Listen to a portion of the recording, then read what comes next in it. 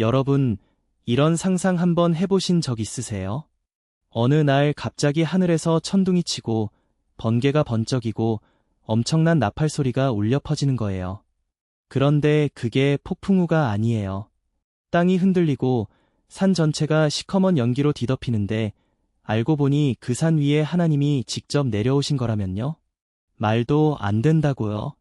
근데 이게 실제로 성경에 기록된 이야기예요. 수백만 명의 사람들이 직접 그 장면을 눈으로 보고 귀로 듣고 온몸으로 느꼈습니다. 그리고 그날의 기억은 수천 년이 지난 지금까지도 전해지고 있어요.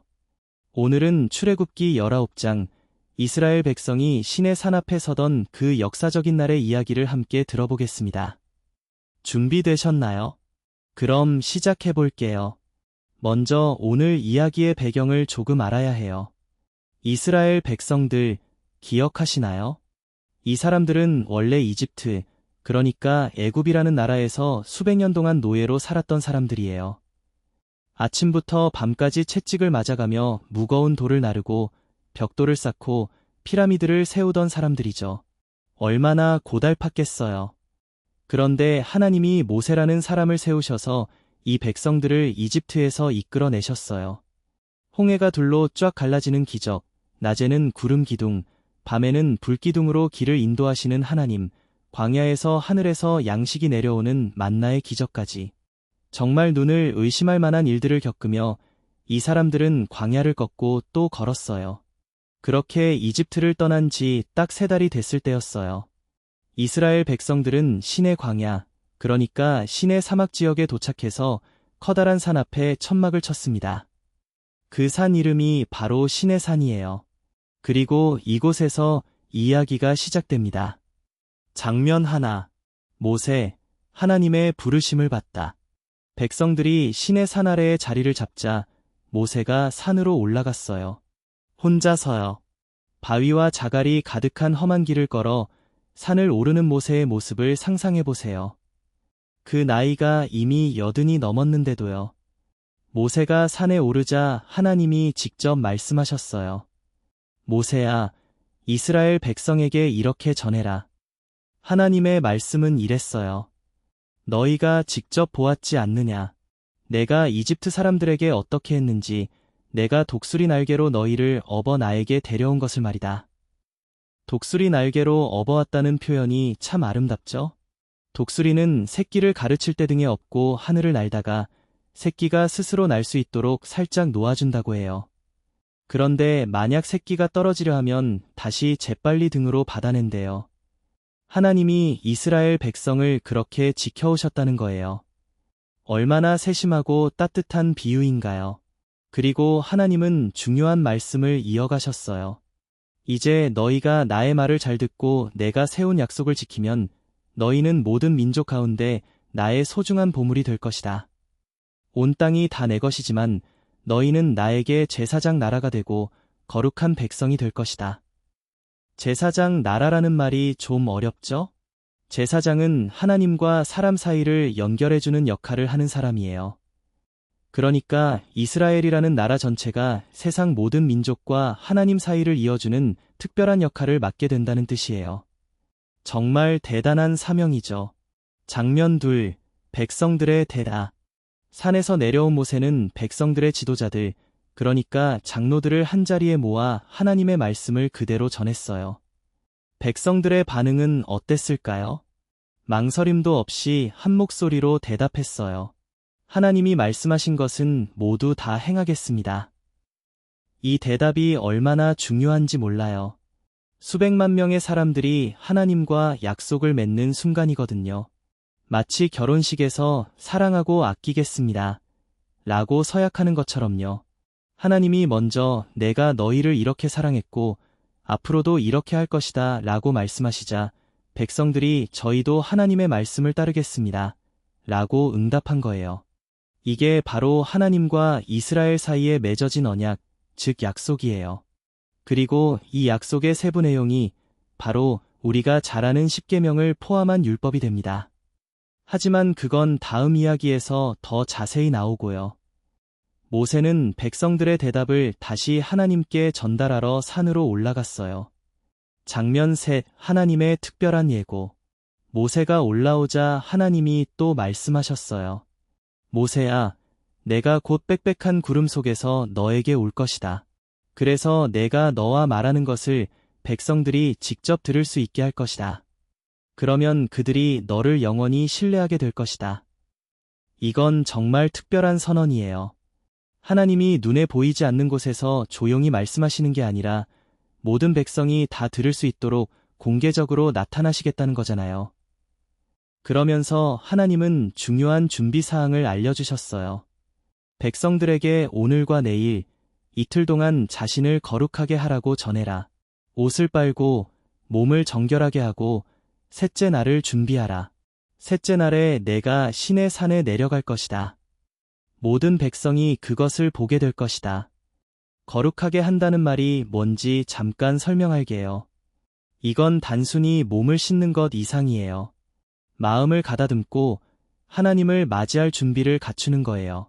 예를 들면 우리가 아주 중요한 손님을 맞이할 때 집을 깨끗이 청소하고 좋은 옷을 입고 마음도 단정히 하잖아요. 그런 것처럼요. 그런데 이건 그냥 중요한 손님이 아니라 우주를 만드신 하나님을 맞이하는 거니까 그 준비가 얼마나 신중해야 할지 짐작이 가시죠? 그리고 또 하나, 하나님은 산의 경계선을 그으라고 하셨어요. 산을 직접 만지거나 넘어오는 사람은 어떤 사람이든 심지어 짐승이라도 살아남지 못할 것이라고요. 산이 그만큼 거룩한 곳이 된다는 뜻이에요. 장면 넷. 드디어 셋째 날. 이틀 동안 백성들은 열심히 준비했을 거예요.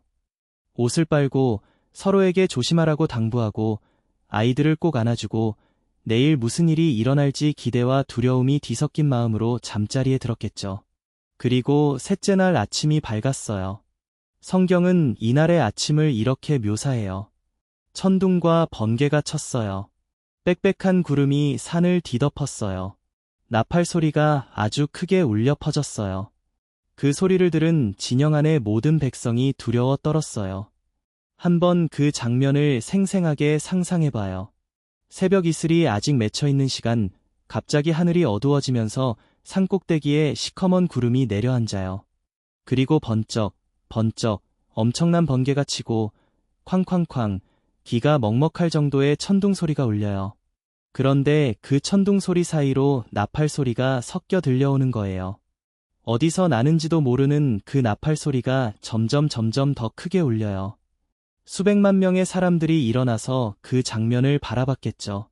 아이들은 부모의 품에 꼭 붙고 노인들은 눈을 동그랗게 뜨고 젊은이들은 자기도 모르게 무릎이 꺾이는 느낌을 받았을 거예요. 모세가 백성들을 하나님 앞에 맞이하러 나오라고 했고 그들은 진영에서 나와 산 아래에 섰어요. 장면 5. 불과 연기로 뒤덮인 신의 산. 신의 산은 완전히 연기로 뒤덮였어요. 하나님이 불 가운데 산에 내려오셨기 때문이에요. 마치 거대한 용광로 같은 연기가 산 위로 피어오르고 산 전체가 크게 진동했어요. 지진이 일어난 것처럼요. 나팔 소리는 더 길고 더 크게 울렸어요. 그때 모세가 하나님께 말씀드렸고 하나님이 우레소리로 대답하셨어요. 우레소리, 그러니까 천둥 같은 소리로요.